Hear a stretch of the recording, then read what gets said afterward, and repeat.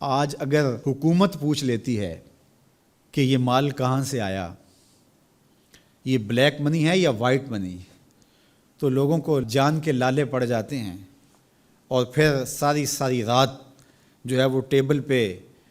وکیل بھی بیٹھا ہوتا ہے کہ کسی طرح سے ہم اس مشکل سے نکل جائیں اور ثابت کریں کہ یہ مال ہمارا کمایا ہوا ہے۔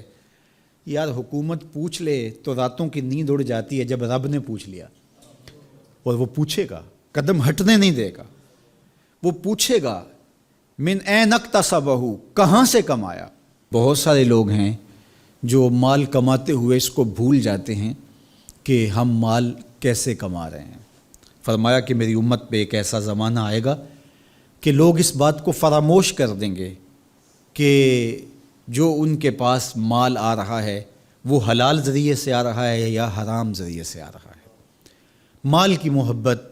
اس قدر غالب ہو جائے گی کہ حلت اور حرمت اٹھ جائے گی، اور جب کوئی شخص اس مقام پہ پہنچ جاتا ہے، طمع اس قدر بڑھ جائے، پھر سمجھو کہ اس نے قیامت کے دن اللہ کے حضور سخت شرمندگی کا اہتمام کر لیا ہے، سخت رسوا ہوگا اس دن۔ تو ہر صورت کے اندر وہ ذرائع اختیار ہمیں کرنے ہوں گے جو حلال ہیں۔ علماء نے لکھا ہے کہ اگر رزق پاک نہیں ہے تو نیک لوگوں کی دعاؤں سے بھی حصہ نکال دیا جاتا ہے، یعنی ایک تو اس کی اپنی دعا قبول نہیں ہوگی، دوسرا نیک لوگ جو دعائیں مانگتے ہیں، اللہ پوری امت پہ رحم کر، پوری امت کی خیر فرما، تو اس شخص کا حصہ نیک صالحین لوگوں کی دعاؤں سے نکال دیا جاتا ہے۔ تو قیامت کے دن اللہ اپنے حضور سے بندوں کے قدم ہٹنے نہیں دے گا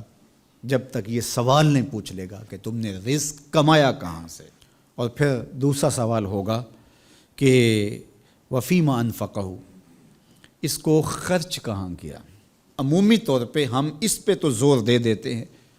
کہ مال حلال ذریعے سے کمانا چاہیے، کسی سے زیادتی نہیں کرنی چاہیے، جھوٹی قسم سے مال نہیں کمانا چاہیے، کسی کو دھوکہ دے کے مال نہیں کمانا چاہیے، مال کمانے کے ذرائع اچھے ہونے چاہیے، یہ اس پر تو ہم توجہ دیتے ہیں۔ لیکن سوال یہ بھی ہوگا کہ صرف یہ مسئلہ نہیں ہے کہ تم نے کمایا کیسے، یہ بھی مسئلہ ہے کہ تم نے مال کو خرچ کہاں کیا، مصرف کیا تھے اس کے، فضول خرچی میں، اسراف میں تو وہ مال حلال کی کمائی تم نے ضائع تو نہیں کر دی۔ ہمارے مالک نے تو ہمیں جو مال ہے اس کو بے وقوف لوگوں کے ہاتھوں میں دینے سے منع کیا ہے۔ بچے ہیں جو مال کے مصرف کو نہیں جانتے، اس طرح گھر کی وہ خواتین جو مال کے مصرف کو اچھی طرح نہیں سمجھتی اور فضول خرچی کرتی ہیں، تو شوہر کی ذمہ داری ہے کہ وہ اخراجات کنٹرول کرے۔ یہ اس آیت کریمہ کی شرح کے اندر علماء نے لکھا کہ بے وقوفوں کو مال نہ دو،